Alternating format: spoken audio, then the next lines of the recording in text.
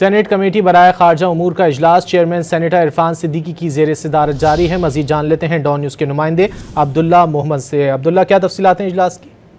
جی بالکل، یہ ایک اہم کمیٹی ہے جس میں کئی امور جو ہے وہ زیر غور آئے، جس میں سب سے پہلے رچرڈ گرینیل کے بانی پی ٹی آئی کے حق میں ٹویٹس کا معاملہ جو ہے وہ زیر بحث آیا، اور دفتر خارجہ کے حکام نے کمیٹی کو بتایا کہ رچرڈ گرینیل نے جب ٹویٹس کی تو ان کے پاس کوئی عہدہ نہیں تھا اور ابھی بھی کوئی عہدہ نہیں ہے، اور بعد میں رچرڈ گرینیل نے بانی پی ٹی آئی کے حق میں جو ٹویٹس تھی وہ ڈیلیٹ کر دی ہے۔ جبکہ اس کے ساتھ ساتھ کمیٹی نے بریفنگ لی لیبیا میں کل جو افسوسناک واقعہ پیش آیا ہے، جس میں 63 پاکستانی اس کشتی میں سوار تھے جو پانی میں تباہ ہو چکی ہے۔ تو اب دفتر خارجہ کے حکام نے کمیٹی کو بتایا کہ کل 70 سے زائد لوگ تھے، جس میں 63 پاکستانی جو تھے وہ کشتی پہ جا رہے تھے، اور تقریباً تمام افراد جو ہے سوائے ایک دو کے بچنے والے باقی تمام افراد جو ہے وہ ڈوب چکے ہیں، اور اس میں زیادہ تر کا تعلق جو ہے وہ ضلع کرم اور ضلع باجوڑ سے ہے۔